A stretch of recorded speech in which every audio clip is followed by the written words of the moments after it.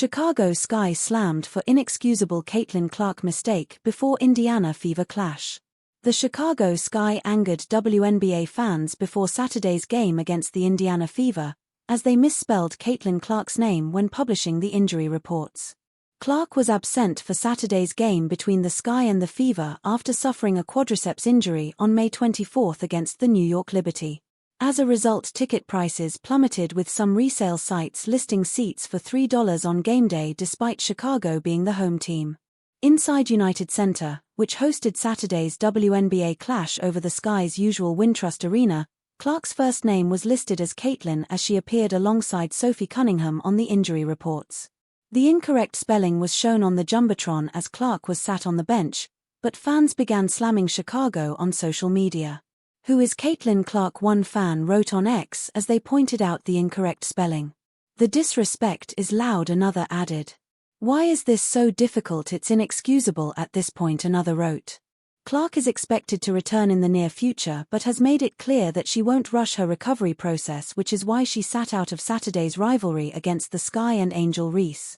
On Thursday, Clark said, "I feel like I've made a lot of progress. I'm not going to rush coming back. It's just not worth it. But after this weekend I'll be re-evaluated and we'll have a better idea."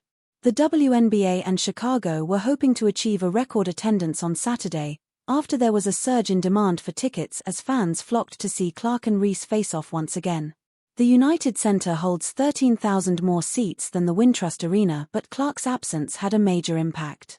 The Fever and the Sky met in the season opener on May 17, and Reese had to be held back from Clark in the third quarter following a foul call.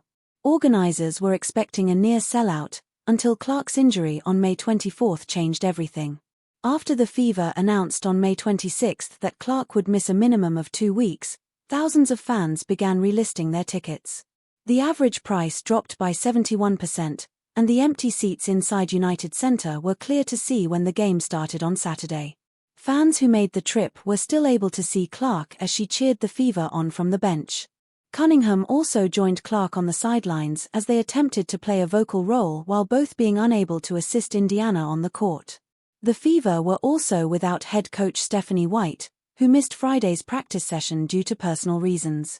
On Saturday it was confirmed that she would also miss the game, with first assistant Austin Kelly stepping up as acting head coach.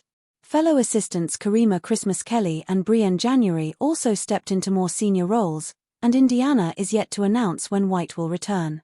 Before the start of the 2025 WNBA season, White spoke about her confidence in the coaching team and even suggested that the Fever would be fine if she ever needed to step away. "My staff is so good and trusting in them that if I needed to be away for a period of time, it's status quo," White told the IndyStar. "Our team knows that. They have great respect for them, and I know that, and I trust them implicitly, so it gives even more peace of mind."